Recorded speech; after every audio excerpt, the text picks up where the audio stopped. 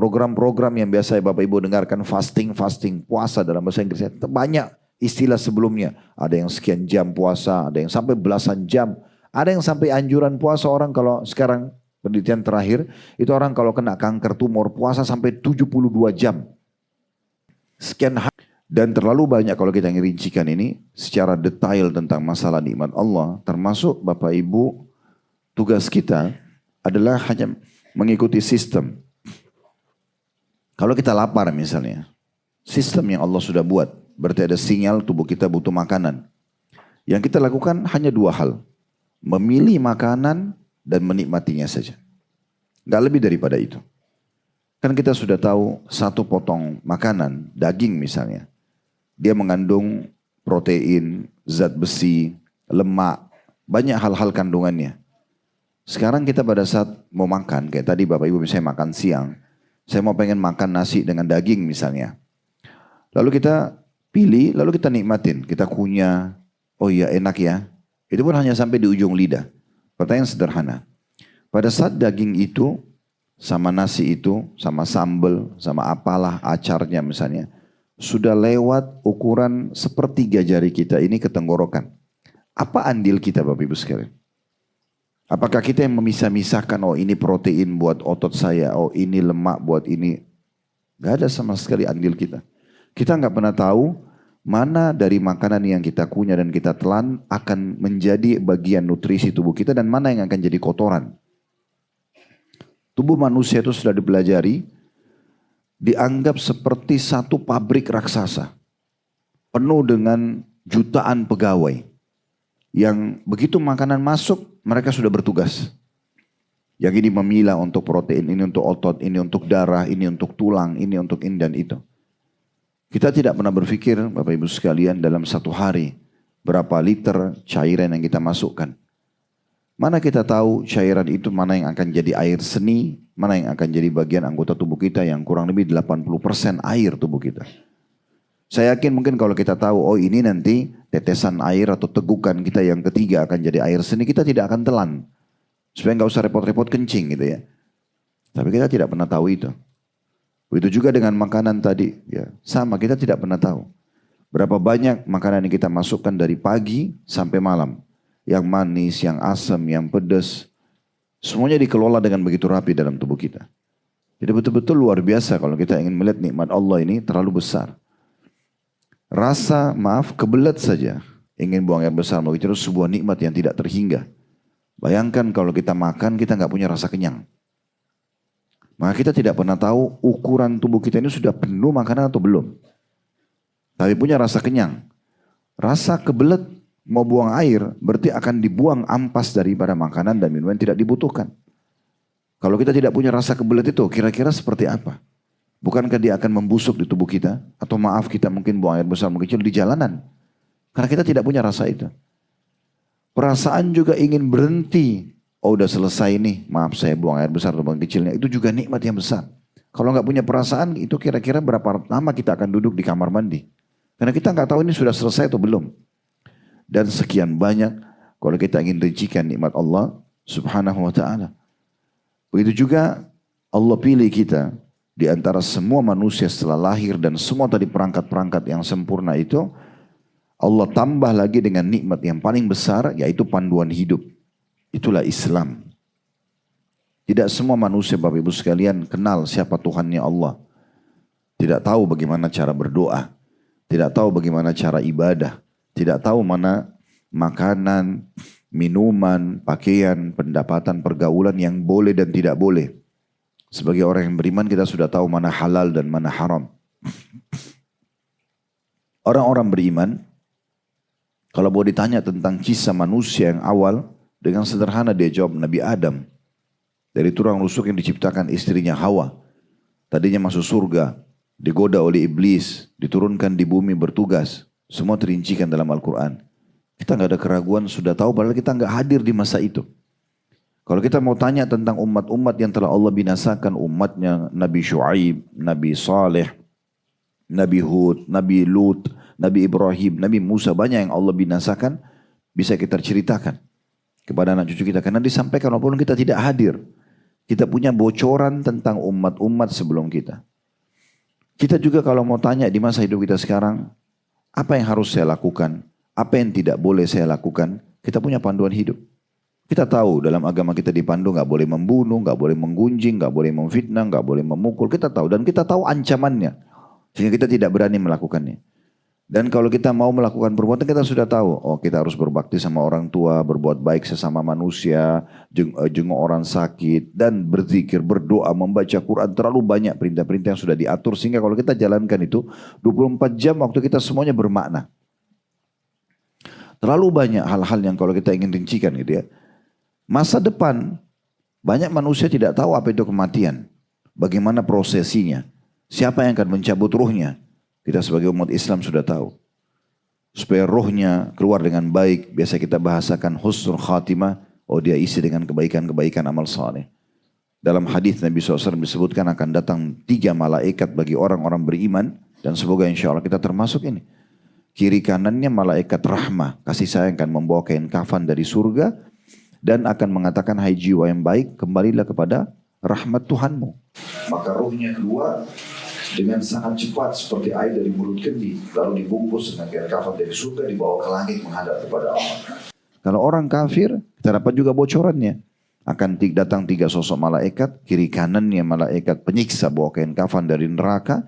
Dan 1 malaikat maut akan mengatakan kepada dia. Hai jiwa yang busuk pulanglah kepada murka Tuhanmu. Kita sudah tahu apa kehidupan di kuburan. Kata Nabi Muhammad SAW, kuburan bisa menjadi taman dari taman surga, lubang dari lubang neraka. Tergantung keimanan dan amal saleh seseorang.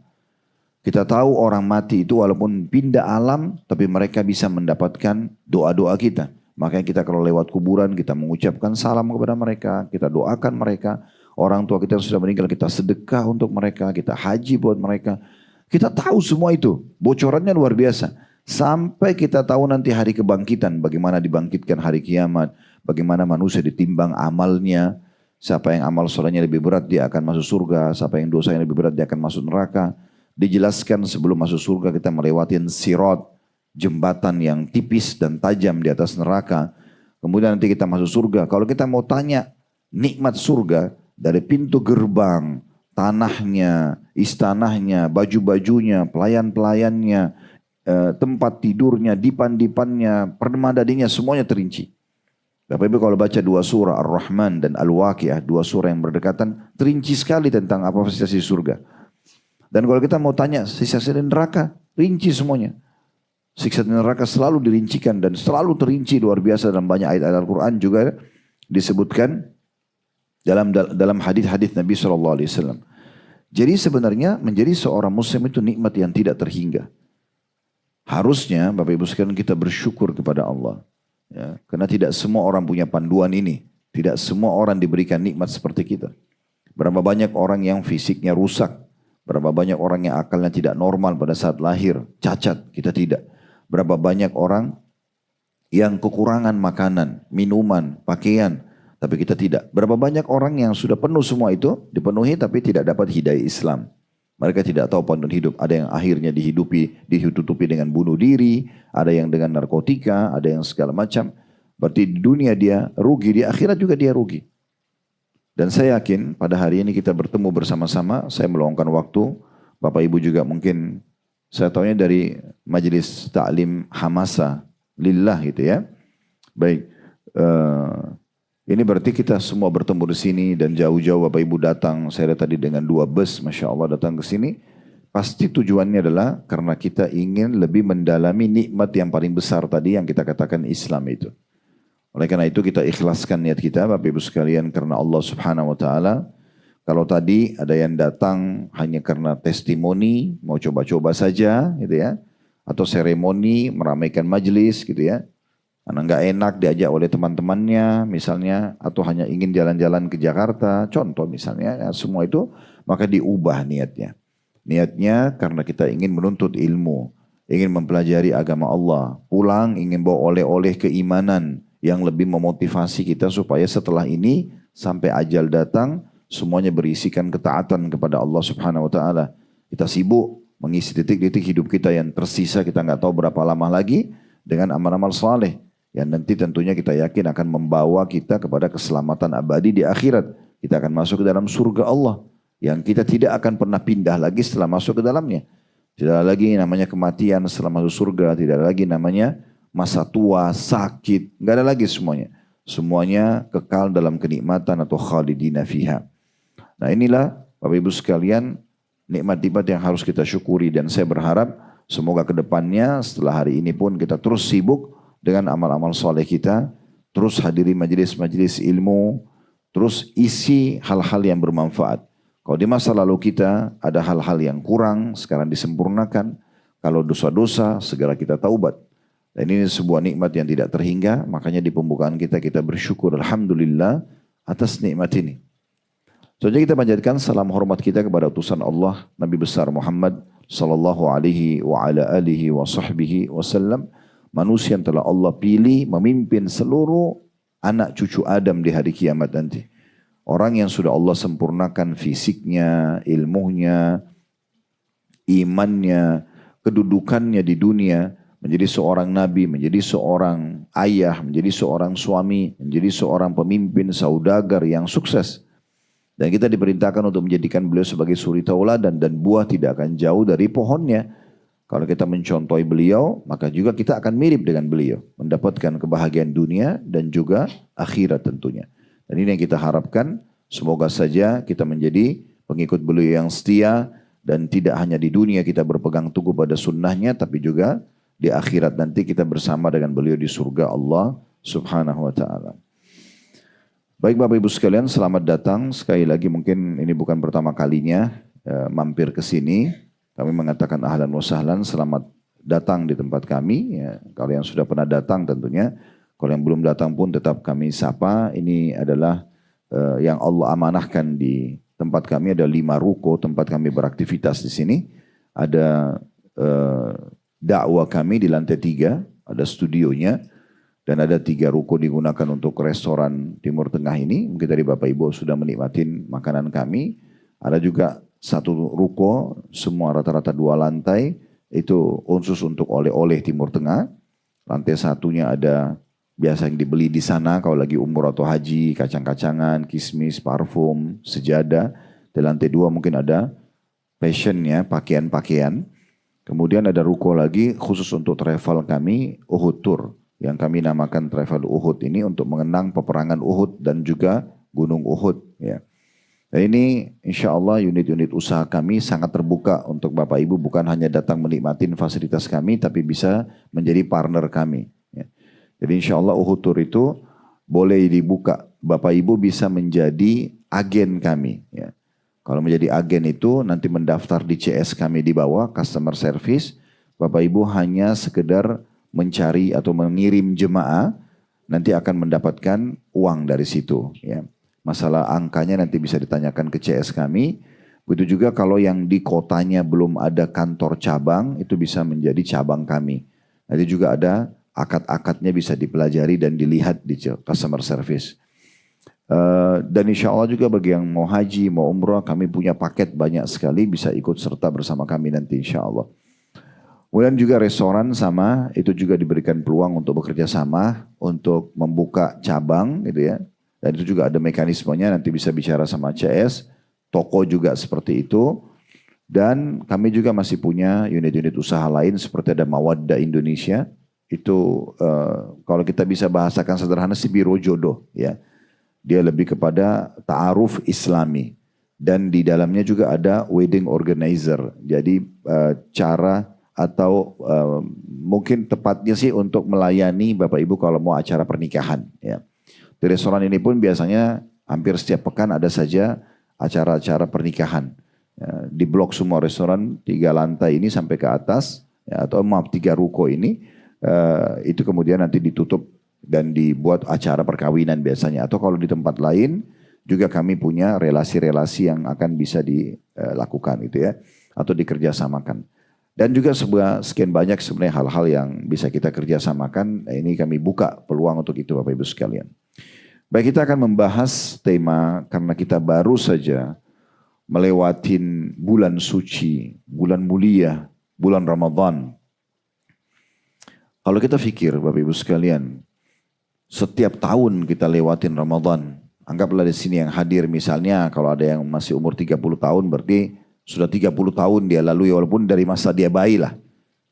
Atau kita anggap dari mulai balik. Kalaupun dari balik berarti 30 tahun berarti sudah anggap dia balik di 15 tahun berarti sudah 15 kali dia hadiri Ramadan. Itu kalau umur 30. Kalau yang 40 berarti bertambah, 50 berarti bertambah, 60 berarti bertambah. Pertanyaan sederhana Bapak Ibu sekalian.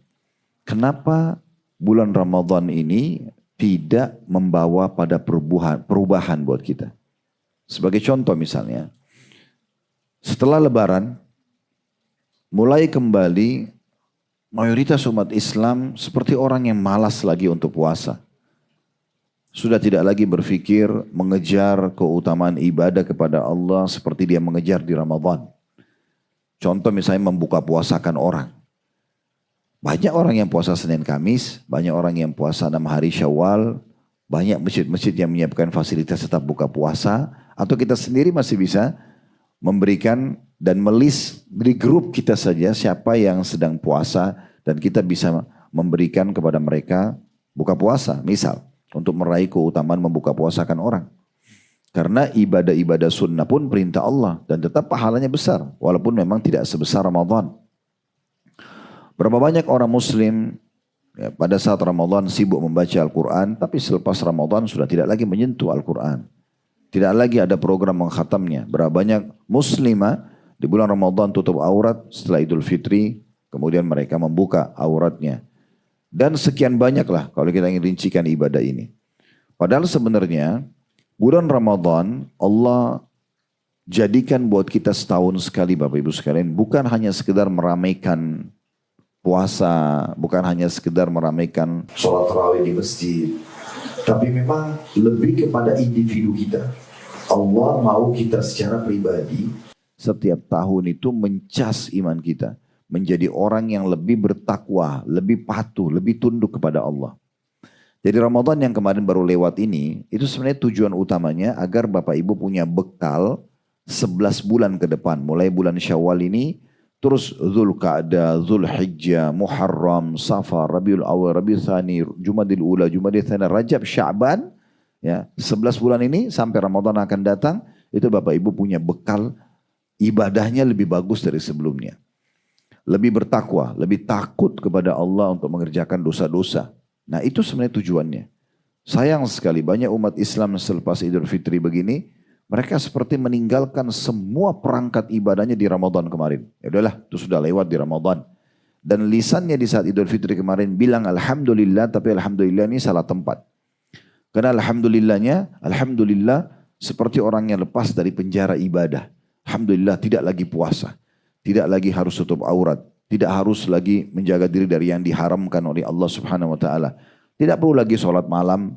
Ya, tidak perlu lagi puasa-puasa, apalagi sahur dan seterusnya. Tidak perlu semuanya. Dan itu betul-betul ditinggalkan. Persentase yang tertinggal dari ibadah itu sangat kecil. Itu sayang sekali. Harusnya kita kemarin, ini mumpung kita masih panas, kalau mesin itu masih panas mesinnya ya. Udah dipanasin, tinggal injak gas kita jalan. Sebenarnya harusnya lisan kita kemarin Idul Fitri. Dan sampai hari ini pun kita selalu mengatakan Alhamdulillah. Alhamdulillah tepat sasaran karena saya siap untuk mengamalkan ilmu Ramadan. Sekarang saya siap untuk puasa sunnah, sekarang saya siap untuk sholat malam, sekarang saya siap untuk selalu menghatam Al-Quran. Terus begitu. Dan kita harus paksakan diri. Ramadan kemarin itu kita dipaksakan Bapak Ibu sekalian. Mau gak mau kita puasa. Selama 30 hari non-stop. Harusnya sekarang ini kita sudah terbiasa puasa itu. Kenapa masih jebol, ya tidak puasa Senin Kamis? Kenapa masih ada yang belum puasa 6 hari Syawal? Apa alasannya ditunda? Kenapa yang masih punya utang ditunda-tunda untuk dibayar? Padahal mumpung tubuhnya masih terbiasa. Kalau dia biarkan, lama-lama nanti tubuhnya sudah adaptasi untuk tidak puasa. Berat lagi puasa. Gitu kan? Sholat tarawih itu sama dengan qiyamul lail, sama dengan tahajud, sama dengan qiyam Ramadan, sama. Namanya saja beda. Tapi sama-sama sholat malam. Cuma kalau Ramadan dikatakan tarawih artinya santai karena dikerjakan habis ba'diyah isya langsung. Oke, sekarang sudah tidak ada tarawih di masjid Ustaz. Bagaimana yang saya harus lakukan? Ibu dan bapak sholat malam, tahajud. Ya, di mana Nabi SAW titip pesan gitu ya. Jangan tinggalkan sholat malam itu karena itu kebiasaan orang-orang saleh sebelum kalian. Gitu. Nah, karena kemarin tarawih dikerjakan setelah Ba'da Isya sekarang sudah tidak ada dan kemarin berjamaah di masjid sekarang sudah tidak ada. Bagaimana caranya supaya tetap saya lakukan? Bukankah Bapak Ibu sudah dibiasakan selama sebulan juga bangun sahur? Sahur itu kan waktu tahajud. Umumnya kalau saya tanya jemaah, berapa jam sebelum sahur sebelum subuh Anda bangun? Umumnya orang bilang 1 jam. Gitu. Umumnya gitu ya. Mungkin ibu-ibu ada yang bangun 2 jam sebelumnya karena mau masak segala macam. Tapi umumnya itu. Nah kita sudah 1 bulan dibiasakan bangun jam-jam ini. Ini jam waktu mustajab doa. Andai saja Bapak Ibu sekalian presiden kita, langsung saja kita ke orang nomor 1 di Indonesia. Mengatakan, Bapak Ibu yang punya hajat apapun mau disampaikan ke saya selaku presiden, boleh datang ke Istana Merdeka jam 2 malam. Jam 3 malam. Kira-kira Bapak Ibu mau sia-siakan gak itu? Pasti Bapak Ibu mungkin malam itu begadang. Pakai baju terbaik, sudah persiapkan kira-kira apa yang mau disampaikan ke presiden. Padahal presiden ini manusia biasa, paling dia bisa penuhi 1-2 hajat kita. Apalagi kalau seluruh masyarakat Indonesia. Tapi Allah subhanahu wa ta'ala sebagai pencipta alam semesta ini, itu hadir setiap saat dengan kita. Dan di malam hari itu, kalau tertinggal 1/3 malam, ya kurang lebih 2-3 jam sebelum subuh, itu Allah turun ke langit bumi. Bertanya bahkan kepada para malaikat, ada enggak hamba-hambaku yang minta saya kasih? Ada yang punya hajat saya penuhi? Ada enggak yang mohon maaf saya maafkan? Ini pelatihan yang luar biasa. Bulan Ramadan saya melihat Bapak Ibu sekalian adalah bulan yang sangat mulia, yang tidak bisa kita lupakan di benak kita. Dan jangan mengikuti bisikan syaitan untuk melupakannya. Para kaum salaf, orang-orang sebelum kita dari sahabat, dari tabi'in, mereka Bapak Ibu sekalian setelah Idul Fitri begini, itu berdoa selama 6 bulan. Selama 6 bulan non-stop berdoa agar Allah menerima amal-amal mereka selama Ramadan. Berdoa terus, ya Allah terima semua amalku Ramadan kemarin. 6 bulan non-stop. Supaya mereka itu tidak putus kontak jiwanya, fikirannya dengan Ramadan. 6 bulan tersisa sampai Ramadan akan datang, mereka berdoa agar disampaikan ke Ramadan itu. Jadi 6 bulan berdoa agar diterima amalnya. 6 bulan lagi atau 5 bulan sampai bulan Sya'ban berdoa terus agar Allah sampaikan di Ramadan. Karena mahalnya Ramadan itu. Bahkan sebagian salaf mengatakan seandainya orang memahami kedudukan Ramadan, mereka akan minta agar Ramadan itu sepanjang tahun.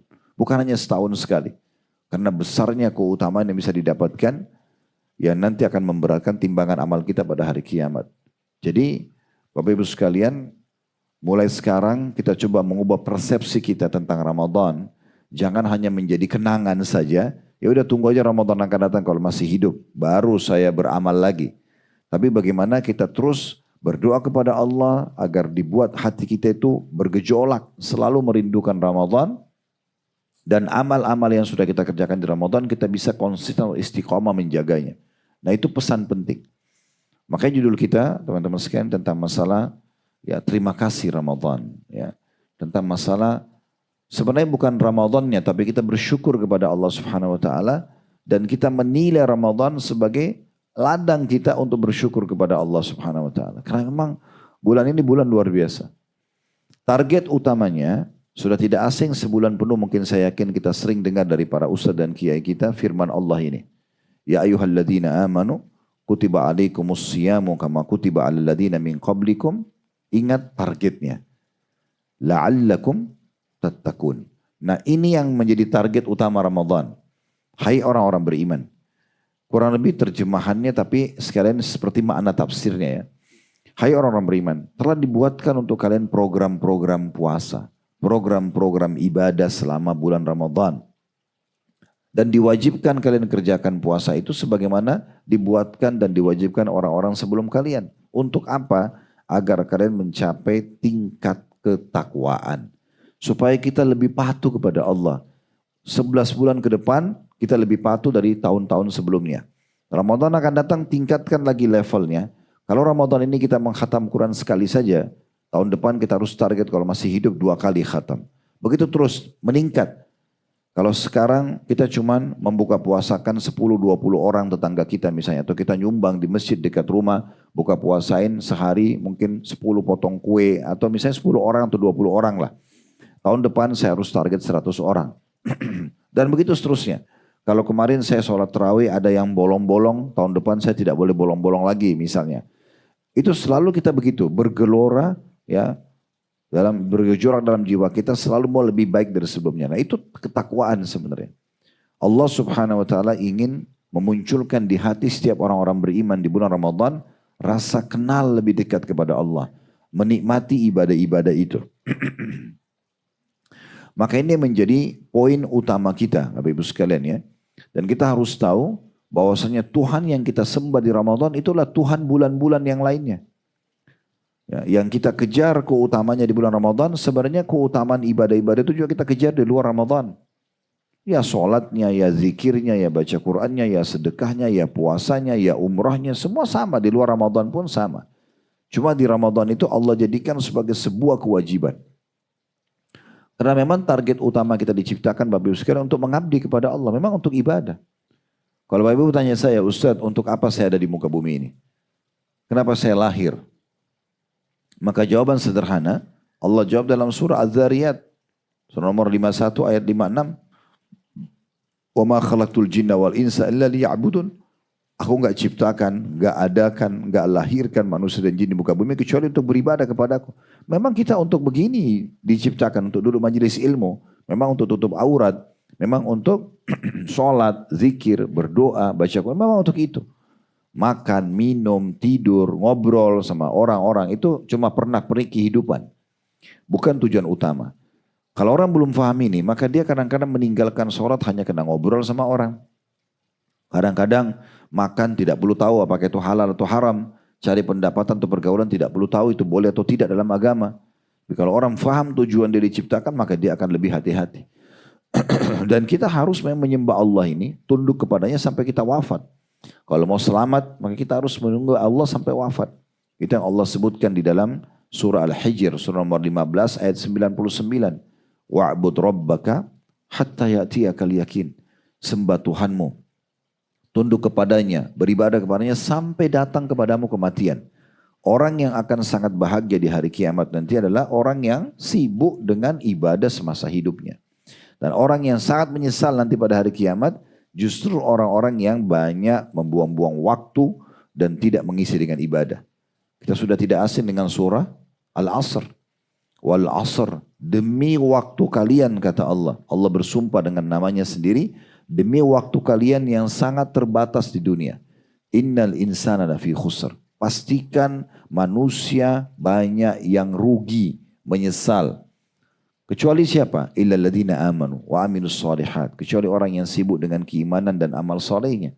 Wa tawassaw bil haqq, saling mewasiatkan kebenaran ini. Wa tawassaw bis sabr, saling mewasiatkan, ingatkan suami, istri, orang tua, anak, teman sama teman, tetangga sama tetangga, muslim dengan muslim, agar bersabar sampai ajal datang. Itu makna surah Al-Asr.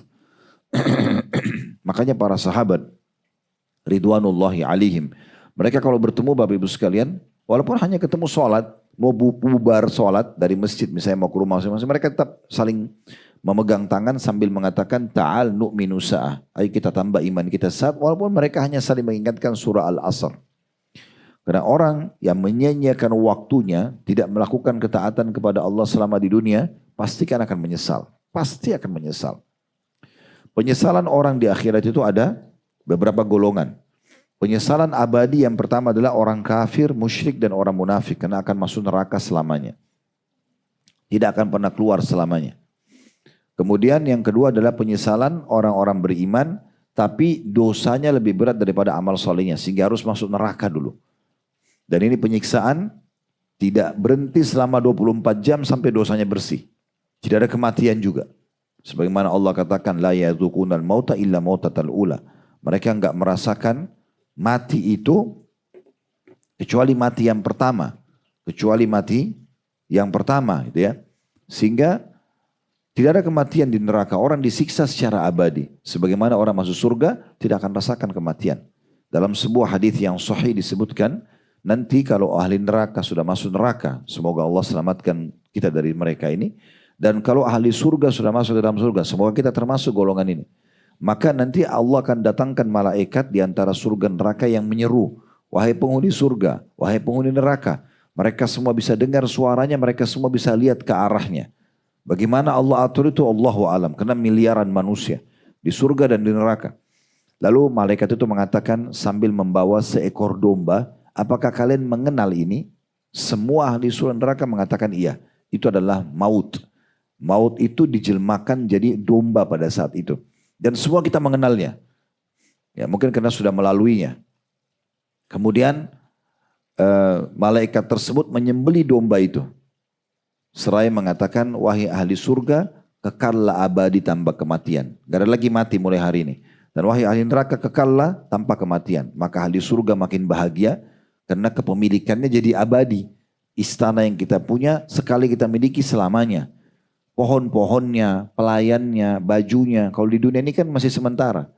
Kalau Bapak Ibu punya sertifikat rumah, tanah, kendaraan, itu sementara. Kalau kita meninggal jadi warisan. Gak ada yang abadi di dunia ini. Makanan kita makan hilang. Pohon itu ada umurnya bisa mati. Di surga nggak ada. Semua khalidina fiha. Kekal selamanya. Kepemilikan abadi. Tidak ada namanya pohonnya layu. Buahnya tidak berbuah. Nggak ada namanya bajunya lusuh. Nggak ada semuanya. Ya, kata Nabi SAW, orang masuk surga. Maka hidupnya akan bahagia. Tidak ada kesedihan. Tidak ada sakit. Ya, tidak ada gangguan orang. Tidak akan rusak bajunya. Tidak akan habis masa mudanya.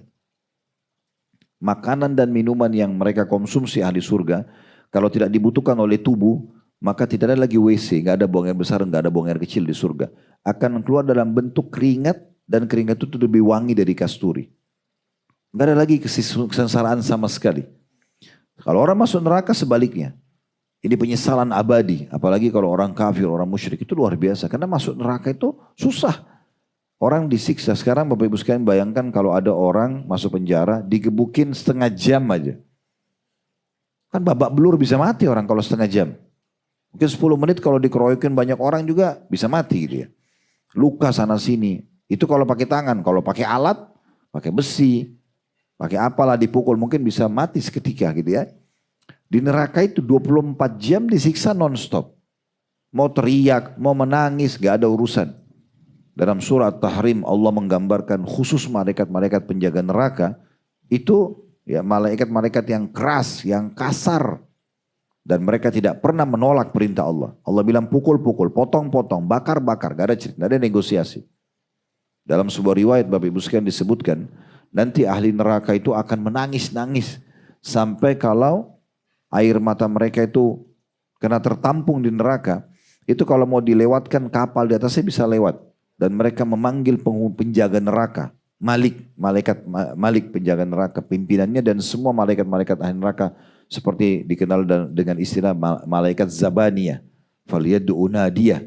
Mereka boleh seru ahli neraka itu siapa saja mereka mau panggil, sanadu'uz Zabaniyah. Kami akan panggil penjaga-penjaga neraka malaikat yang Zabaniyah, tinggi besar, kekar, ya.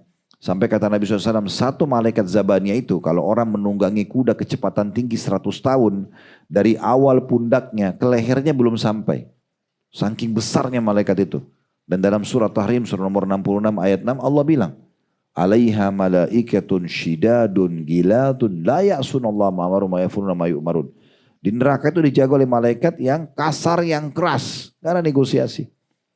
Mereka tidak pernah maksiat kepada Allah. Mereka selalu mengerjakan apa yang Allah perintahkan.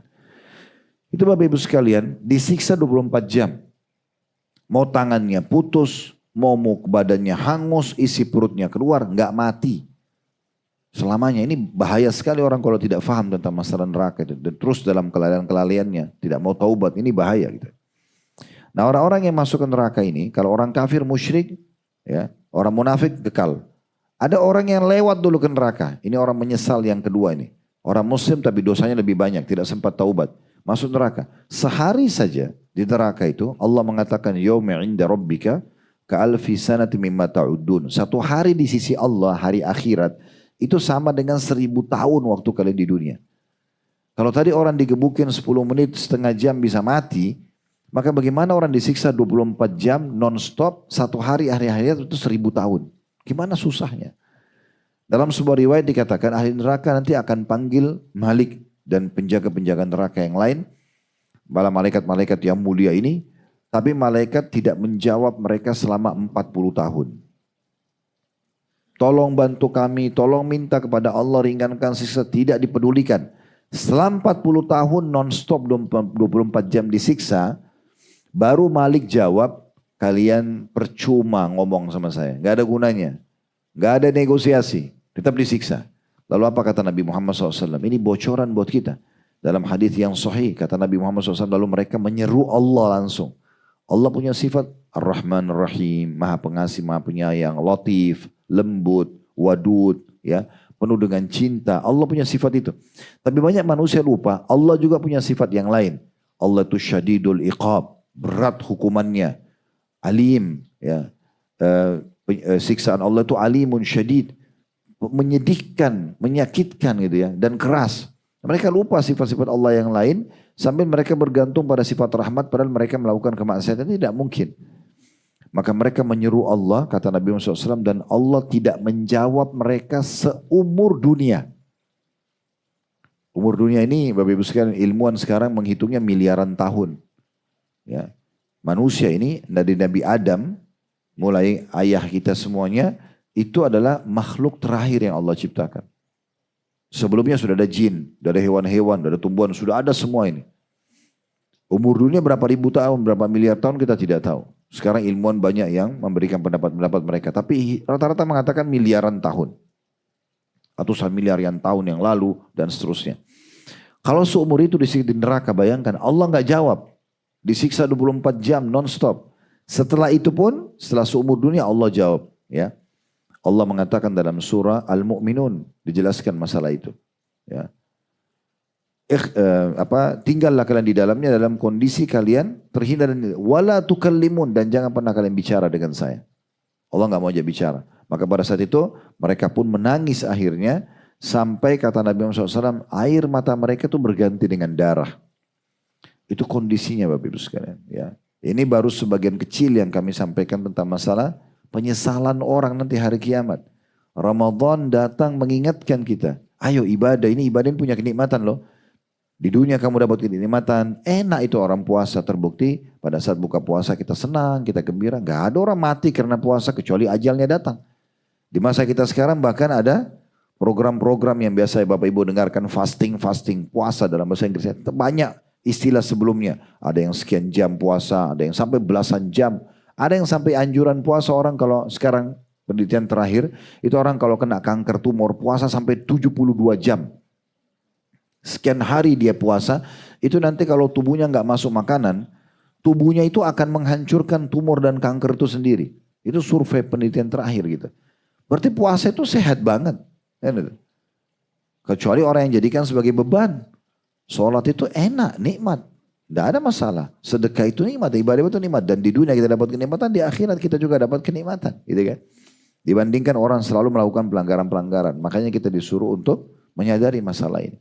Ini penyesalan orang yang kedua. Jadi penyesalan pertama adalah orang-orang kafir, musyrik, munafik. Ini lebih parah lagi karena mereka abadi di neraka. Kalau setelah menyebutkan orang kafir, orang musyrik ini di neraka biasanya Allah ikutkan dengan khalidina fiha, kekal selamanya. Gak akan keluar dari sini. Golongan kedua tadi adalah orang-orang beriman tapi masih banyak dosanya dibandingkan amal solehnya, masuk neraka dulu. Tapi saya bilang tadi 1 hari saja sama dengan 1000 tahun waktu dunia. Nah golongan ketiga yang menyesal, ini juga jangan sampai kita termasuk Bapak Ibu sekalian, adalah orang-orang beriman yang masuk surga, tidak masuk neraka.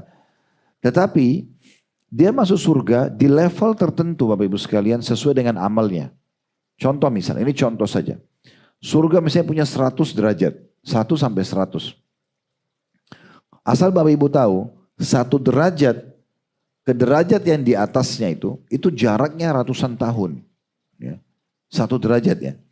Begitu disebutkan dalam hadis yang sahih. Baik, sekarang kalau Bapak Ibu misalnya dengan amal soleh yang sekarang Bapak Ibu lakukan, contoh, derajat 1 sampai derajat 100 itu Bapak Ibu sampai ke derajat 30, misal. Karena selama ini jaga sholat 5 waktu, misalnya tutup aurat, misalnya hati-hati dari pendapatan haram, anggaplah amal ini karena kita masih campur baur dengan pelanggaran dan kelalaian, kita dapat level 30. Tidak masuk neraka, tapi masuk surga. Tapi di saat dia masuk surga, dia akan nyesal. Kenapa dia nyesal? Karena nanti dia lihat teman-temannya itu ada di derajat nomor 40. Ada yang nomor 50, ada yang 55, ada yang 70, ada yang 80. Yang sebenarnya dia bisa sampai itu di situ. Masalahnya hanya temannya rajin, dia malas. Cuma nggak bisa lagi diperbaiki. Tetap dia nikmatin istana di surga, tapi ada penyesalan. Kenapa dulu saya kalau puasa Senin Kamis, saya pasti dapat itu juga sama dengan teman saya. Oh kalau saya dulu puasa 6 hari Syawal, oh saya dulu khatam Quran, atau saya sedekah, atau saya gini, saya kan sama dia. Tapi udah nggak bisa diperbaikin. Itu akan ada penyesalan itu. Mumpung Bapak Ibu Allah perdengarkan siang ini, baik teman-teman yang offline seperti hadir, ataupun yang online tentunya, maka ini harus dipikirkan baik-baik. Saya pun merenungi itu tentunya. Bukan hanya sekedar mengucapkan. Kadang-kadang kalau saya ingat lagi ini, saya coba lebih semangat lagi untuk menjaga. Karena bahaya sekali gitu. Ya. Sekali luput dari kita misalnya, tadi subuh misalnya ada orang yang tidak sholat tepat waktu. Kira-kira saya tanya Bapak Ibu sekalian, dia masih bisa perbaiki nggak? Contoh misalnya dia tidur kebablasan bangun jam 6 pagi sudah terbit matahari. Kalau dia tidur ada uzurnya ya, boleh dia sholat subuh. Tapi pertanyaan, apakah sama pahalanya dia dengan orang yang sholat pas selesai azan? Gak mungkin. Ini awal waktu itu sudah lewat waktunya. Atau ada orang, sekarang kita sudah masuk duhur. Ada orang tadi tidak sholat duha. Duha sholat sunnah, betul memang. Tapi sekarang misalnya, kalau saya sebutkan, Bapak Ibu ada hadis yang berbunyi. Kata Nabi SAW dan Allah berfirman dalam hadis Qudsi, wahai anak Adam, rukuklah untukku 4 rakaat di pagi hari, di waktu duha. Aku akan memenuhi hajatmu pada hari itu. Orang yang sholat duha 4 rakaat, itu dipenuhi semua kebutuhannya hari itu oleh Allah. Contoh misalnya Bapak Ibu, oh saya baru tahu Ustaz. Terus sekarang Bapak Ibu mau kerjaan sholat duha, masih bisa nggak? Kenapa nggak bisa? Karena waktunya sudah lewat. Dan tidak bisa kita perbaikin. Itu masalahnya. Perbedaan nanti derajat kita di surga Bapak Ibu sekalian adalah kejelian seseorang dan kecerdasan memikirkan bagaimana dia tidak luput dari amal soleh. Setiap ada kesempatan dari kedipan mata pun, dari ucapan lisan, jaman tangan yang bisa beramal soleh, amal soleh walaupun sederhana. Walaupun cuma senyum dengan seorang muslim, walaupun hanya memberikan ide. Kata Nabi SAW, jangan kalian pelit-pelit dengan amal soleh walaupun hanya engkau bertemu dengan seorang muslim dalam kondisi tersenyum. Karena itulah amal soleh yang sedang Allah mudahkan buat kita. Peluangnya tidak bisa terulang. Ada orang miskin misalnya minta uang sama Bapak Ibu, tolong bantu saya. Syaitan aja kita negosiasi tuh. Itu kan masih muda, gak usahlah bantu. Nanti orang miskin yang lain. Kalau kita ikutin syaitan kita gak akan sedekah.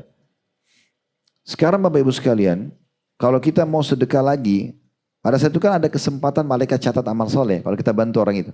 Sekarang kita lewat nih, kita gak sempat bantu. Kita gak mungkin bisa kembali ke orang yang sama. Iya kalau ada, kalau enggak gimana? Berapa banyak orang yang sudah lewat, dia gak kembali ke jalan yang sama. Saya pernah isi pengajian di Jakarta Timur sini, Jakarta Selatan sini Bapak Ibu sekalian.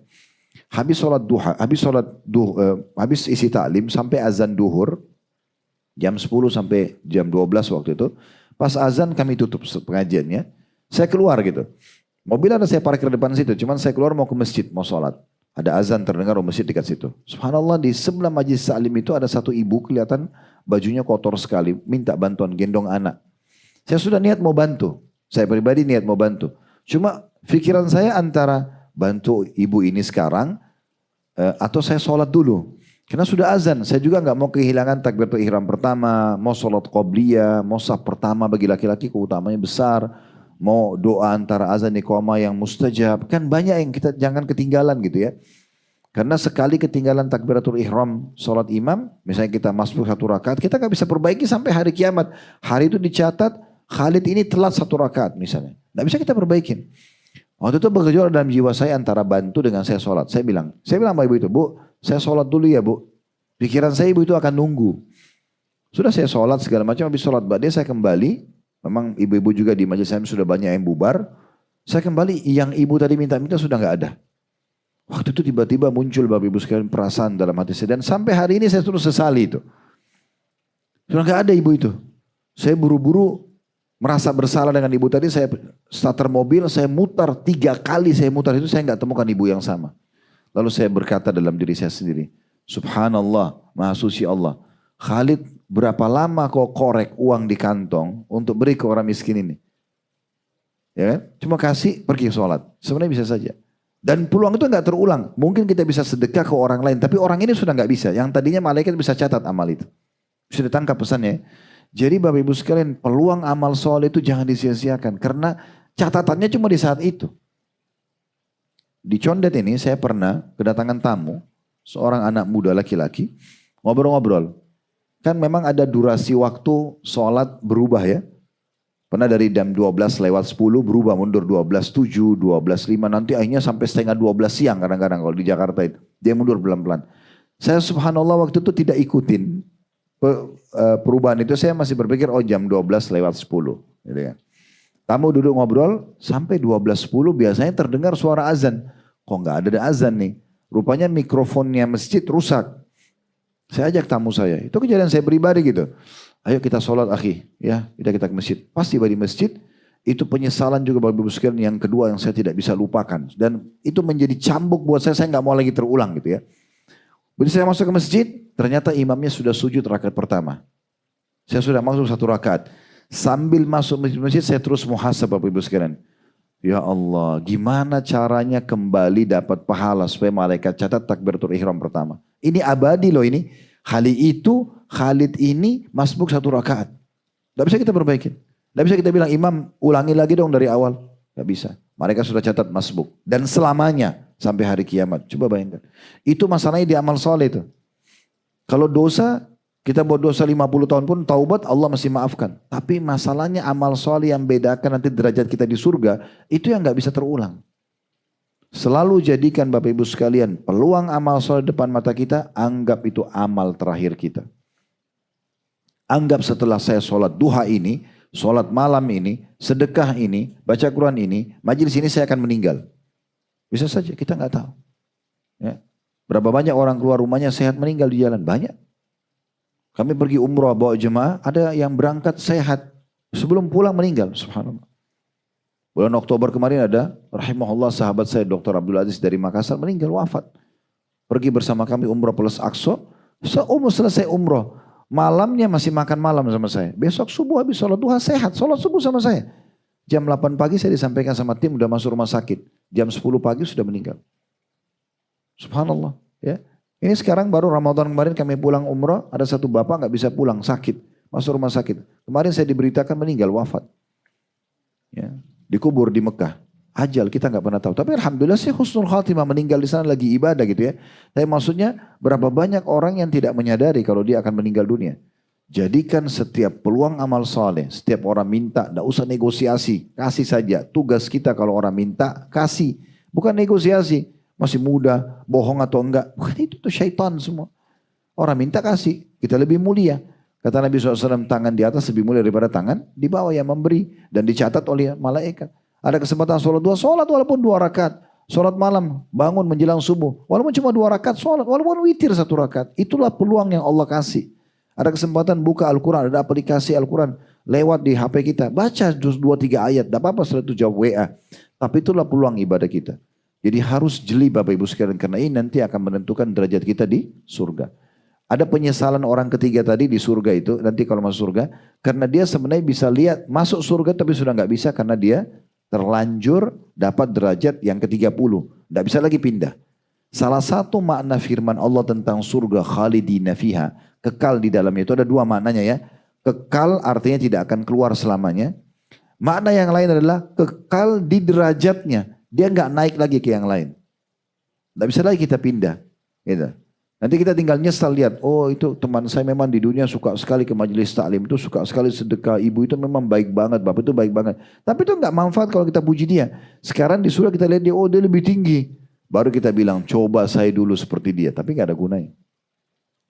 Makanya Nabi Muhammad SAW dalam hadis yang sahih Bapak Ibu sekalian, itu pernah sekali beliau jalan bersama para sahabat di malam hari dan langit gemerlapan, banyak bintang-bintang. Biasa kita lihat kalau pertengahan bulan ya, bulan-bulan hijrah itu biasanya gemerlapan bulan purnama gitu ya.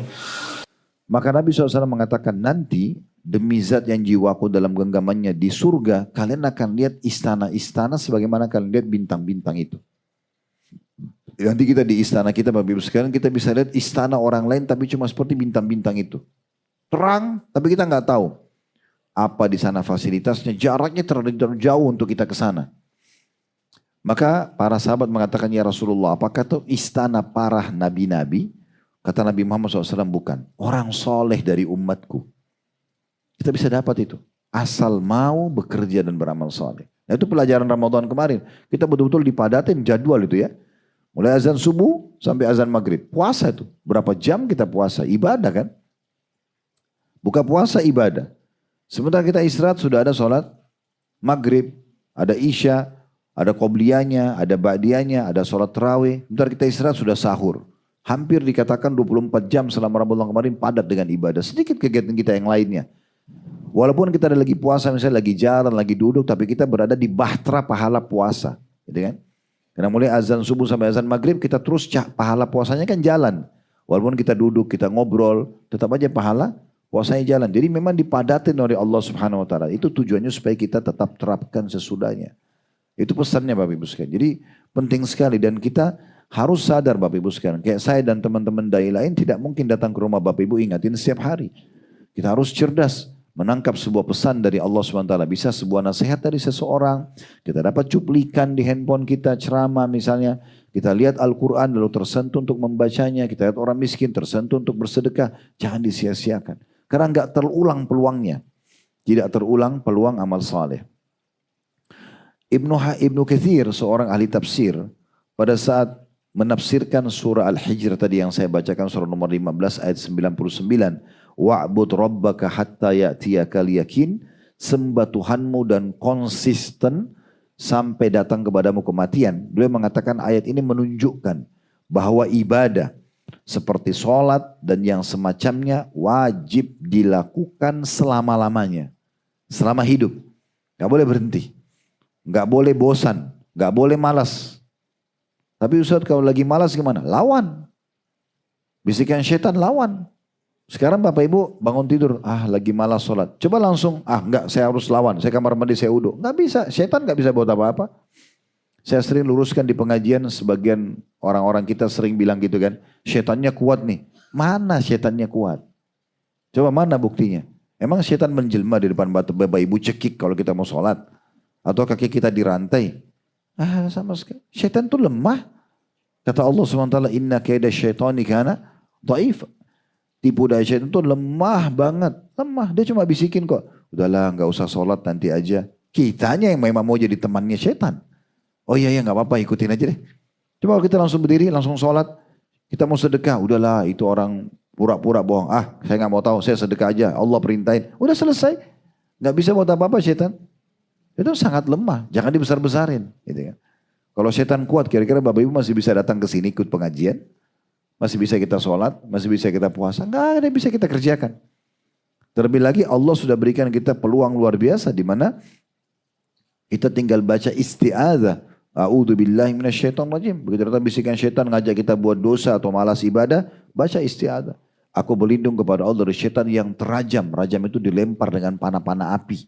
Ya. Makanya Allah bilang dalam surah Al-Mulk tentang bintang-bintang. Waja'alnaha rujuman lisyayatin. Dan kami jadikan bintang-bintang itu sebagai alat pembakar syaitan-syaitan. Kita nggak usah lawan syaitannya, tinggal baca a'udzubillahi minasyaitonirrajim. Malas ibadah, mau buat dosa, a'udzubillahi minasyaitonirrajim. Masih ada godaannya, baca 2 kali 3 kali hilang nanti. Udah selesai.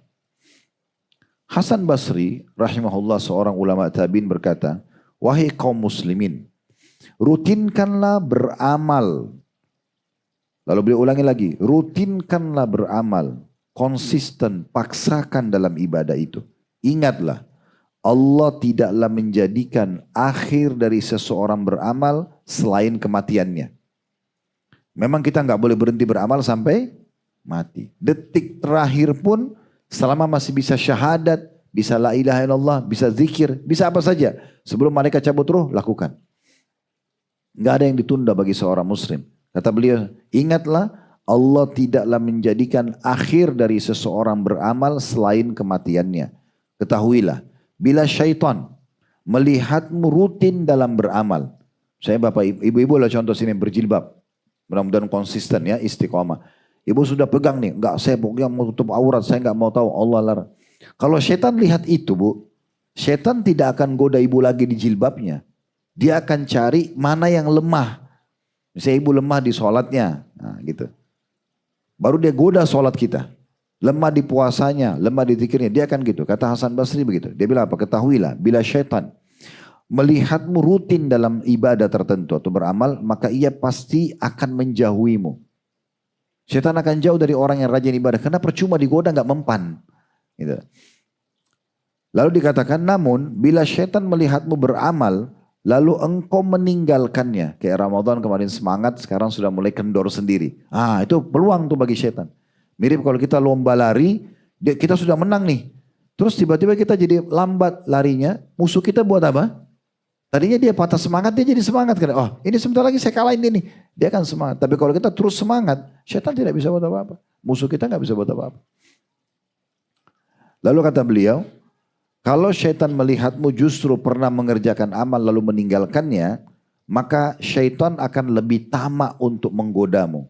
Dia akan kembali lagi kamu untuk menggoda. Karena dia anggap, oh sudah mulai lemah nih. Maka kita nggak boleh lemah. Ya. Ini ditukil dari kitab Ibnu Rajab rahimahullah. Kemudian Ibnu Rajab juga, ini tentu perkataan dari Hasan Basri. Ibnu Rajab juga menyebutkan dalam statement yang lain, kalau tadi yang pertama itu di kitab Tajarrud Ittiba fi Bayan Asbab Tafadul Amal di halaman 86. Kalau sekarang dari kitab Lataiful Ma'arif, masih tulisan beliau di halaman 393. Kurang lebih terjemahannya beliau bilang begini. Barang siapa yang melakukan dan menyelesaikan suatu ketaatan, maka tanda diterimanya amal itu. Misal kemarin kita Ramadan, puasa, kita sholat tarawih, kita sedekah. Tanda-tanda diterima amal kita Ramadan itu, kata Ibnu Rajab ya. Barang siapa melakukan dan menyelesaikan satu ketaatan, maka tanda diterima amal-amal itu, ia dapat melakukan ketaatan sesudahnya. Makanya kenapa kita singgung, ayo Bapak Ibu semangat, semangat. Kenapa dari awal tadi hampir 1 jam mungkin kita sudah sampaikan itu contoh-contohnya sampai kita singgung surga dan neraka. Karena kalau Bapak Ibu sekarang justru malas ibadah, khawatirnya justru tanda-tanda tidak diterima amal kita. Karena orang kalau diterima itu dia jadi semangat kerjakan. Bapak Ibu tahu gak sholat subuhnya diterima kapan? Kalau sholat duhur kita semangat. Sholat duhur diterima, kalau sholat asar kita semangat. Begitu. Kita jadi semangat kerjakan amal-amal sesudahnya. Jadi saya ulangi, kata beliau, barang siapa melakukan dan menyelesaikan satu ketaatan, maka tanda diterimanya, ia dapat melakukan ketaatan lainnya atau sesudahnya. Dan di antara tanda-tanda ditolaknya suatu amalan adalah melakukan kemaksiatan setelah ketaatan tersebut. Justru pelanggaran-pelanggaran. Jika seseorang melakukan ketaatan setelah sebelumnya melakukan kejelekan, maka ketaatan tersebut akan menghapus kejelekan tadi. Misalnya ada orang dulu malas, tidak tutup aurat, malas sholat, malas segala macam. Sekarang dia taubat, lalu dia lakukan. Itu juga tanda sebenarnya amal ini menghapuskan dosa yang itu. Lalu kata beliau, yang terbaik mengikuti ketaatan setelah ketaatan sebelumnya. Ibu dan bapak selalu muhasabah. Saya baru zikir. Zikir apa lagi? Sedekah apa? Amal apa lagi? Pokoknya setiap ada peluang selalu. Dari amal soleh ke amal soleh. Terus gak pernah diam. Dari amal soleh. Minimal zikir dengan lisan. Itu paling gampang. Lagi di mobil nanti di bus pulang ke kotanya. Bapak ibu sekalian ke rumah. Jangan diam. Kalau ngobrol sama teman ngobrol. Selama mubah. Selama boleh. Nanya ngabar. Berbagi pengalaman pendidikan anak. Misalnya masalah rumah tangga. Masak. Oke lah. Gitu kan. Tapi kalau tidak ada omong kosong, gosip, jangan ikut-ikut. Lebih baik ke zikrullah, lebih baik baca Al-Quran, ya kan gitu. Itu lebih baik. Dengarin ceramah, bisa dengarin sambil di bus walaupun sudah dengar ceramah. Misalnya di sini, gak ada masalah. Pokoknya amal soleh, amal soleh. Anggap itu amal terakhir kita. Kita nggak tahu mungkin sudahnya kita meninggal. Saya ulangi lagi, kata beliau, yang terbaik adalah mengikuti ketaatan setelah ketaatan sebelumnya. Sedangkan yang terburuk ialah melakukan kejelekan setelah melakukan ketaatan. Taat, sekarang justru tinggalin, sekarang justru buat kejelekan. Sekarang justru buat maksiat. Ramadan kemarin rajin dari wanita saleh dan laki-laki saleh. Sekarang habis Ramadan selesai semuanya. Kata beliau ini justru yang terburuk. Melakukan kejelekan sesudah ketaatan. Kata beliau. Ingatlah bahwa satu dosa, coba direnungin ya, kata beliau, ingatlah satu dosa yang dilakukan setelah bertaubat lebih jelek daripada 70 dosa yang dilakukan sebelum taubat. Ini perkataan luar biasa kata Ibnu Rajab. Ini tanda-tanda keimanan ya. Semoga Allah jaga kita. Yang lalu kita anggap Allah semoga saja maafkan kita itu ya. Tapi di sini perkataannya beliau luar biasa. Dan ini biasanya orang kalau makin dekat dengan Allah, Bapak Ibu sekalian, Allah berkahi lisannya. Allah kasih dia keberkahan bisa menyentuh orang lain. Ini perkataan Ibnu Rajab ini sensitif sekali gitu ya. Beliau mengatakan mengerjakan satu dosa setelah taubat. Dia sudah ngaku, ya Allah saya salah, saya tidak mau ulangi. Terus dia ulangi lagi. Itu kata beliau lebih buruk daripada 70 dosa sebelum taubat. Kalau sebelum taubat mungkin memang dia belum tahu. Ya kan? Tapi dengan taubat bersih. Tapi kalau sudah taubat dia ulangi lagi. Ini jadi masalah kata beliau. Maka ini perkataan luar biasa. Lalu kata beliau di penutupannya. Rutinlah meminta kepada Allah agar diteguhkan di atas ketaatan. Selalu berdoa. Diminta supaya Allah kasih jadi istiqomah gitu ya. Lalu kata beliau, rutinlah minta kepada Allah ya, agar diteguhkan di atas ketaatan hingga ajal menjemput dan berlindunglah selalu kepada Allah dari hati yang mudah berubah-ubah dan berombang-ambing. Ya. Kalau Bapak Ibu sudah mulai rasa malas ibadah, a'udzubillahi minasyaitonirrajim, langsung hadap kiblat, alhamdulillah wassalatu wassalamu ala rasulillah. Puji Allah, baca salat pada Nabi SAW lalu berdoa, ya Allah, tolong buat hambamu ini jauh dari kelalaian ini. Buatlah hambamu semangat dalam ibadah. Jauhkan dosa ini. Langsung berdoa kepada Allah supaya terlindungi. Kemudian juga ada firman Allah SWT dalam surah Fussilat. Ya. Ini di ayat 30 surah nomor 41. Kalau Bapak Ibu saya sebutin ayat begini mau dibuka silakan ya di aplikasi Al-Qur'annya. Di situ Allah Subhanahu wa taala menyebutkan dalam surah Fussilat surah nomor 41 ayat 30, innal ladzina qalu rabbunallahu tsumma istaqamu tatanazzalu alaihimul malaikatu alla takhafu wa la tahzanu wa abshiru bil jannati allati kuntum tu'adun. Apa artinya ayat ini? Kata Allah SWT, sesungguhnya orang-orang yang mengikrarkan, mengucapkan Tuhanku Allah, ini sudah kita penuhi kategorinya, ya. Kita mengatakan Tuhan kita Allah. Kemudian yang penting adalah summastaqamu, lalu konsisten dengan itu. Apa yang Allah perintahkan, wajib atau sunnah dikerjakan. Apa yang Allah larang, haram atau makruh ditinggalkan. Kemudian mereka istiqomah. Apa yang mereka dapatkan? Maka otomatis akan turun para malaikat kepada mereka. Seraya menyampaikan kepada mereka di saat ajalnya datang, tidak usah takut. Makna tidak usah takut di sini, tidak usah takut ya dengan apa yang akan datang di depanmu. Kamu akan selamat, tidak akan masuk neraka karena amal-amal salihmu. Dan jangan kalian bersedih. Sedih dengan keluarga yang kalian tinggalkan. Harta yang kalian tinggalkan karena Allah ganti yang lebih baik. Dan terimalah berita gembira dengan surga yang telah dijanjikan untuk kalian. Ini ayat luar biasa dahsyatnya surah Fussilat ayat 30. Orang-orang yang mengikrarkan Tuhanku Allah. Kemudian mereka konsisten mengerjakan perintah, meninggalkan larangan. Ya, yang halal dinikmati, yang haram ditinggalkan, yang diperintahkan wajib atau sunnah semua dikerjakan. Ingat ya, amal sunnah juga perintah Allah. Maka tadi kita kasih contoh, zikir, baca Quran, sholat duha, walaupun sunnah perintah Allah juga. Jangan ditinggalkan, kerjakan semua. Karena nanti akan ada penyesalan di surga. Kalau kita dibandingkan dengan teman kita yang kerjakan, dia dapat derajat yang lebih tinggi dari kita. Ya, begitu juga dengan meninggalkan yang haram dan yang makruh. Contoh makruh itu kan minum berdiri, makan berdiri itu kan makruh hukumnya. Tidak dosa, tapi kalau Bapak Ibu tidak kerjakan dapat pahala. Yang makruh pun kita tinggalkan. Maka orang-orang yang seperti ini akan turun malaikat-malaikat di saat ajal mereka mau datang dan mengatakan kepada mereka kalian tidak usah takut. Menghadapi kematian ini sesudahnya aman semuanya. Dan jangan kalian sedih meninggalkan keluarga dan harta-harta kalian dan terimalah berita gembira dengan surga yang sudah dijanjikan. Ibnul Jauzi rahimahullah berkata tentang tafsir ayat ini. Beliau mengatakan ulama tafsir memaknakan istiqomah di sini setelah mengikrarkan Tuhanku Allah lalu istiqomah dengan 3. Yang pertama istiqomah di atas tauhid, mengesahkan Allah, tidak pernah berbuat syirik, gak minta-minta sama batu, ya pohon, keramat, jimat, orang mati gak ada. Mintanya hanya kepada Allah, bertauhid kepada Allah, mengesahkan Allah. Ini penting sekali ya. Ini termasuk orang yang nanti akan sampaikan berita gembira oleh para malaikat karena istiqomah di atas tauhid, ya. Ada apa-apa, Bapak Ibu kembali kepada Allah saja. Masalah rumah tangga, masalah bisnis, masalah pekerjaan dan segala macam kembali kepada Allah. Tidak usah ke dukun, ya. Tidak usah melakukan hal-hal yang aneh-aneh yang akhirnya merusak tauhid kita, ya. Ini nggak usah. Ini hati-hati sekali karena dukun-dukun ini dulu namanya dukun. Setelah itu diubah jadi keren sekarang, ya. Orang pintar, paranormal. Nah, ini bahaya sekali nih.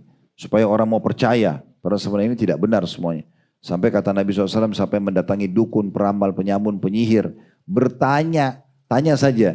Belum percaya, nggak diterima sholatnya 40 hari. Kalau dia datang, dia bertanya, dia percaya, kufur. Terhadap apa yang diturunkan kepada Nabi Muhammad SAW. Jadi nggak boleh. Ya, jaga istiqomah di atas tauhid. Esakan Allah. Para sahabat Nabi itu kalau sendalnya putus, angkat tangan ke langit, ya Allah sendal saya putus gantikanlah. Sendal minta sama Allah. Ya, tentu Allah tidak akan lemparkan sendal dari langit. Allah buat sebuah sistem sunnatullah untuk menjawab permintaan kita. Kalau kita minta begini nanti tiba-tiba ada uang kita bisa beli sendal. Ada yang kasih hadiah sendal. Itu jawabannya dari doa kita. Kita sakit, ya Allah sembuhin saya. Allah gak akan lemparin obat dari langit. Tapi kita dapat dokter cocok konsultasi, dapat resep sembuh. Nah itu jawaban dari doa kita. Nah seperti itulah.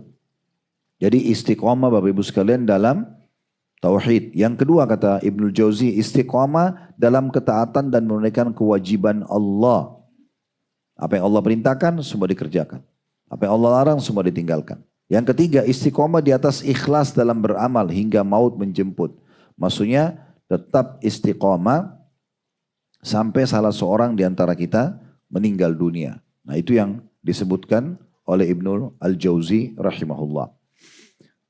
Sebelum menyesal Bapak Ibu sekalian, kita harus melihat dan mempelajari kisah-kisah orang sebelum kita. Kita ini bisa menjadi seperti Abu Bakar, Umar, Uthman, Ali, Aisyah, Hafsah, dan semua sahabat-sahabat Nabi yang mulia ridwanullah alaihim kalau kita mengikuti hidup mereka.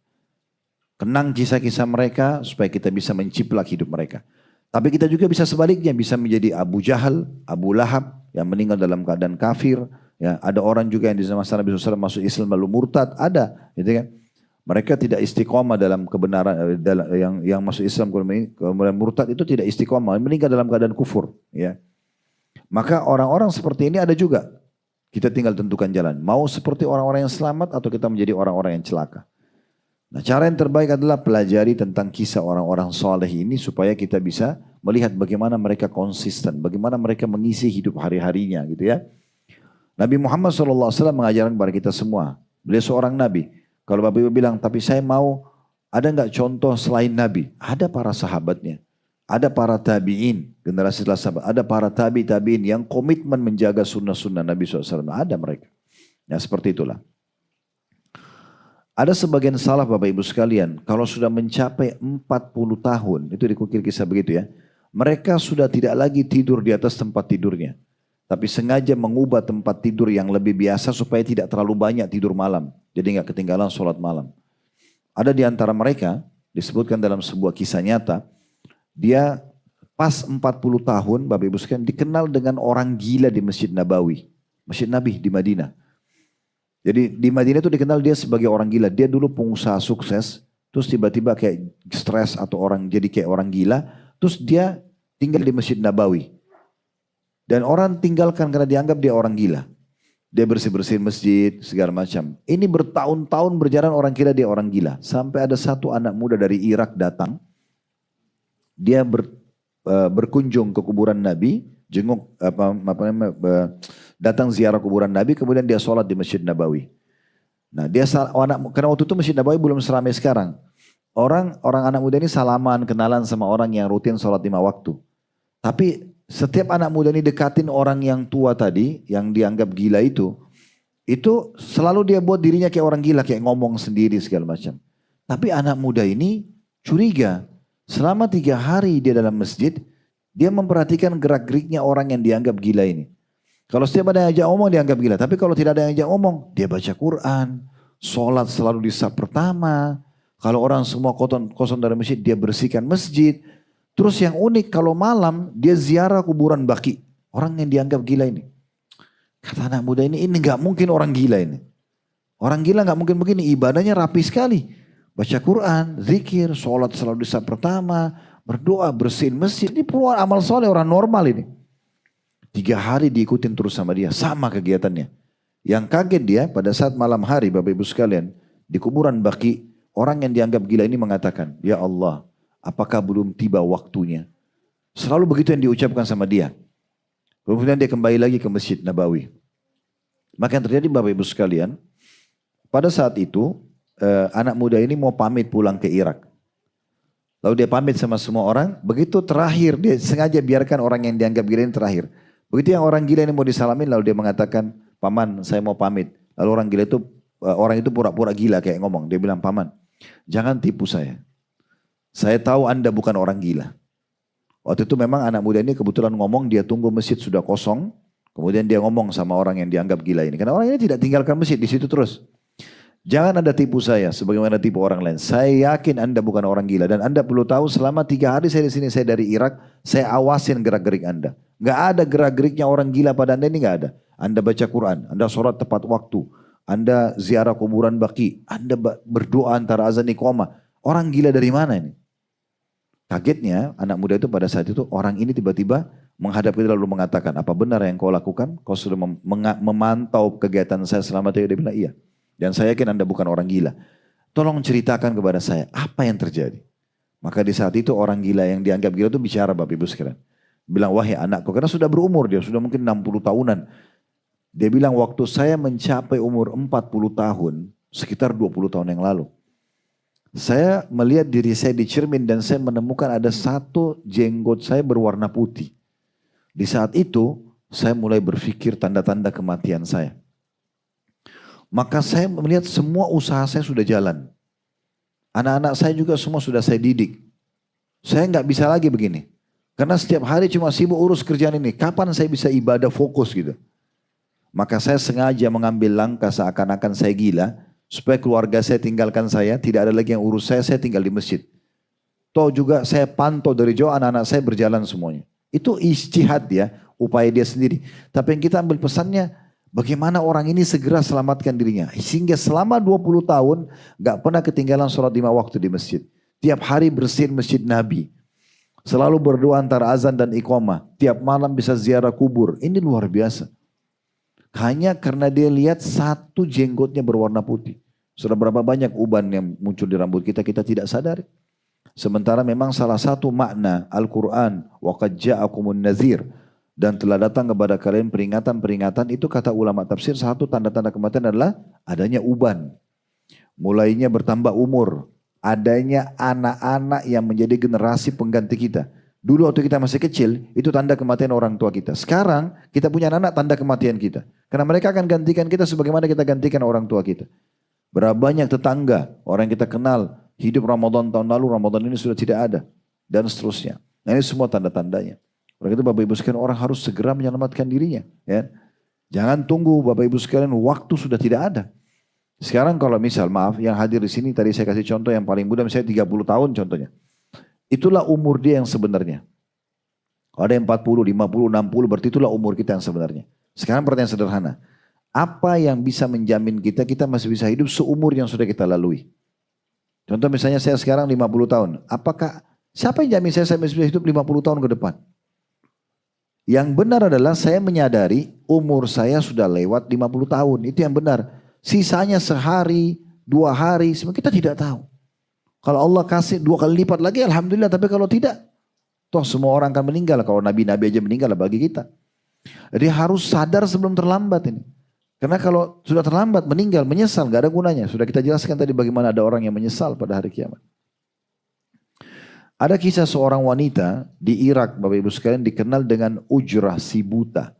Namanya Ujrah, matanya buta. Dikenal sekali, orang ini, ibu ini ya, setiap kali menjelang subuh di sepertiga malam, dia habis sholat malam, dia selalu berdoa di sejadahnya, di tempat sholatnya itu, dan didengar oleh tetangga-tetangga, karena setiap hari begitu. Dia menyeru dengan suara yang paru atau sedikit sedih. Dia mengatakan, kepadamu ya Allah, orang-orang beribadah menerjang kegelapan malam. Kepadamu lah orang-orang ibadah, orang-orang yang mau ibadah, di malam seperti ini mereka sibuk ibadah, menerjang malam. Mereka berlumba-lumba menuju rahmatmu dan keluasan ampunanmu. Kepadamu wahai ilahi, aku meminta dan bukan kepada selainmu. Semoga engkau menjadikan diriku termasuk orang-orang yang pertama masuk ke dalam surga. Engkau mengangkatku di sisimu di dalam Illiyin. Ini adalah surga tertingginya ya di dalam buku yang dicatat ahli-ahli surga. Pada derajat orang-orang pilihan. Maksudnya engkau angkat aku derajat orang pilihan. Dan engkau kumpulkan aku bersama hamba-hambamu yang saleh. Sesungguhnya engkau adalah sebaik-baik zat, maha penyayang, ya. Zat yang maha agung dan maha mulia. Kemudian orang tua itu pun tersungkur wafat. Dalam kondisi dia terus akhirnya dia meninggal dalam kondisi berdoa dan terus menangis sampai masuknya fajar. Maaf saya ulangi, bukan meninggal ya. Dikatakan kemudian ia tersungkur sujud setelah berdoa dan terus menerus menangis dan berdoa hingga fajar masuk. Hingga fajar masuk. Kita tutup Bapak Ibu sekalian dengan pesan-pesan yang lain yang disampaikan oleh para ulama berhubungan dengan masalah ini. Contoh misalnya Abu Minhal. Abu Minhal ini seorang ulama Bapak Ibu sekalian yang dia mengatakan tidaklah seseorang itu atau seorang hamba didampingi dalam kuburnya lebih dia cintai daripada banyaknya istighfarnya. Banyaknya permohonan ampunnya. Ya.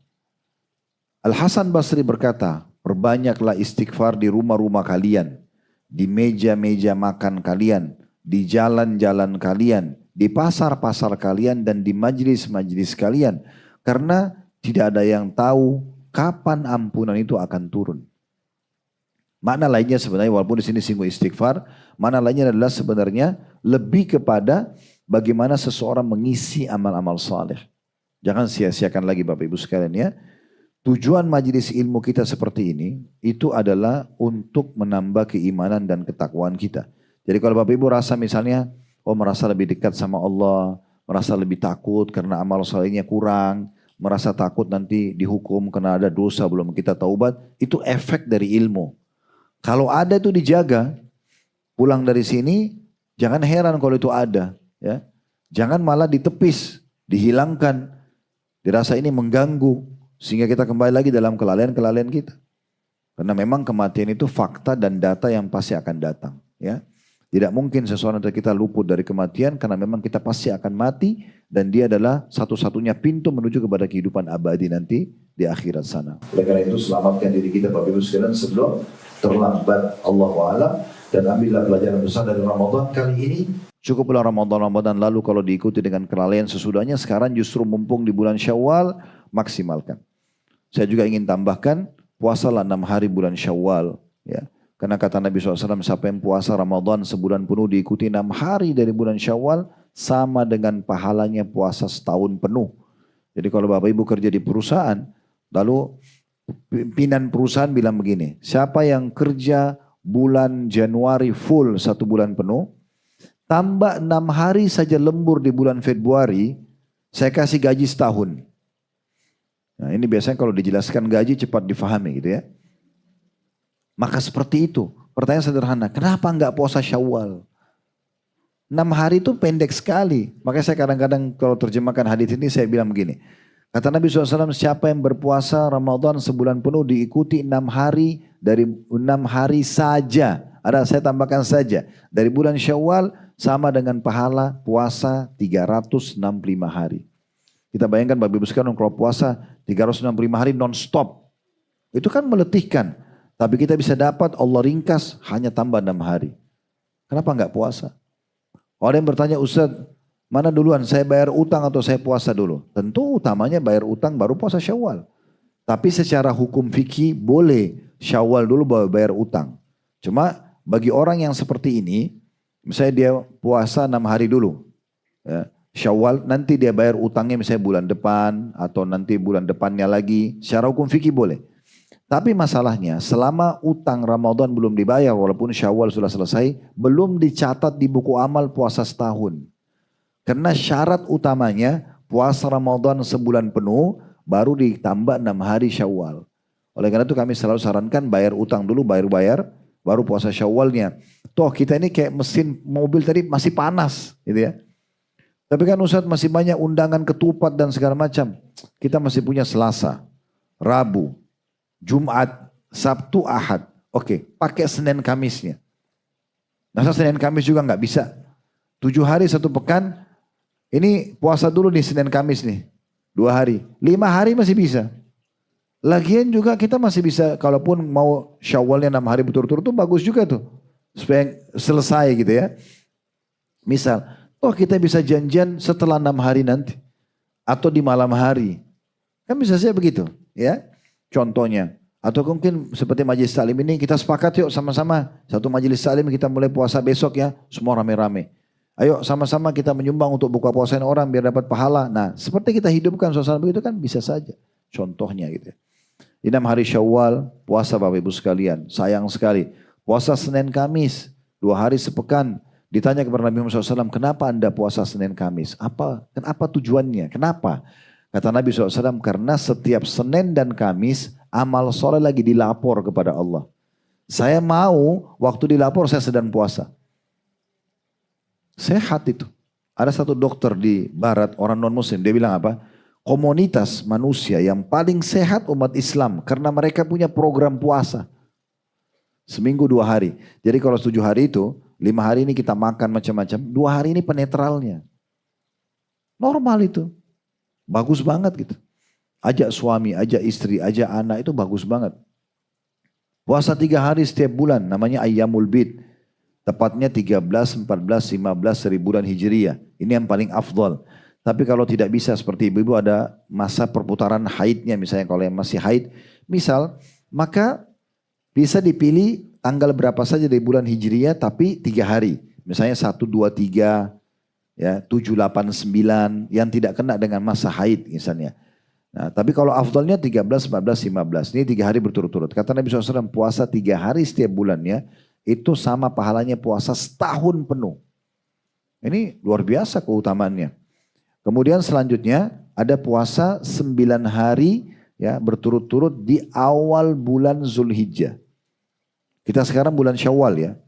Setelah Syawal bulan Zulqa'dah. Ya, Syawal ini adalah bulan ke-10 dari bulan Hijriah sama Oktober kalau kita di Masehi ya. Nanti bulan depan ada Zulqa'dah sebulan penuh itu dikenal mirip dengan bulan November. Nah, bulan Zulhijjah ya itu bulan ke-12-nya sama dengan Desember kalau Masehi, itu 9 hari pertamanya Zulhijjah itu sunnahnya dianjurkannya puasa. 9 hari. Karena semua amal yang dikerjakan di situ itu lebih baik daripada jihad. Ya. Ya, kalau supaya mudah ingat juga, Bapak Ibu ingat Idul Adha. Lihat kapan Idul Adha, itu kan 10 Zulhijjah. Nah 9 hari sebelumnya, 1 sampai 9. Ya, kan? Ya, ini hari-hari emas, di mana Nabi SAW mengatakan tidak ada hari-hari ya, di mana amal soleh yang dikerjakan dalamnya lebih Allah cintai dibandingkan amal-amal yang dikerjakan di 10 awal bulan Zulhijjah. Maka kata para sahabat, ya Rasulullah, jihad di jalan Allah juga belum bisa mengalahkan amal-amal soleh yang dikerjakan di 10 awal bulan Zulhijjah. Kata Nabi SAW, iya, jihad pun belum bisa mengalahkan amal yang dikerjakan di saat itu. Jadi di 10 hari pertama ini Bapak Ibu sekalian, walaupun Anda baca subhanallah sekali, lebih baik daripada jihad. Ya, pahalanya.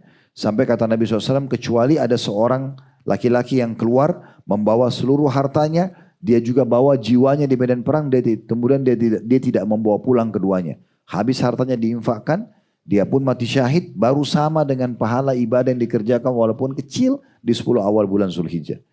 Kenapa Ustadz bilang 9 hari puasa? Ini kan keutamaan 10 hari. Karena tanggal 10-nya Idul Adha, gak boleh puasa. Nah kalau Bapak Ibu gak bisa 9 hari ini, minimal tanggal 9-nya. Dikenal dengan hari Arafah ya. Karena puasa sehari hari Arafah ini, kata Nabi SAW membersihkan dosa-dosa setahun yang lalu dan setahun akan datang. Begitu juga dengan puasa 9 dan 10 Muharram. Bulan pertama dalam Islam. Tadi kan bulan ke-12. Kalau bulan pertama biasanya masuk tahun baru Islam. Tanggal 9, 10 dikenal dengan hari Tasu'a dan Ashura. Ini kalau kita puasa bisa mengampuni dosa setahun yang lalu. Ya. Tentu juga kita bisa kerjakan ibadah-ibadah yang lain setelah Ramadan seperti kita sholat malam. Tadi sudah saya kasih solusinya ya. Minimal ibu dan bapak bangun di waktu-waktu sahur kemarin. 1 jam sebelum subuh, sholat aja gitu kan. Ibadah kepada Allah subhanahu wa ta'ala. Kata Aisyah radhiyallahu anha, jangan kalian tinggalkan sholat malam. Karena Nabi Muhammad SAW tidak pernah tinggalkan walaupun beliau dalam kondisi letih, beliau sholat sambil duduk. Jadi memang sholat sunnah boleh kerjakan sambil duduk walaupun tidak ada uzur ya. Cuma kalau tidak ada uzur pahalanya setengah orang yang berdiri. Begitu juga tadi berbanyak zikrullah. Ya, daripada diam, Bapak Ibu lagi belanja di satu tempat, lagi menuju satu tempat, zikir aja, baca istighfar, baca subhanallah, baca alhamdulillah. Zikir apa yang dimudahkan, la ilaha illallah. Zikir terus. Nanti kalau bicara sama orang atau mungkin lagi jawab handphone baru kita berhenti.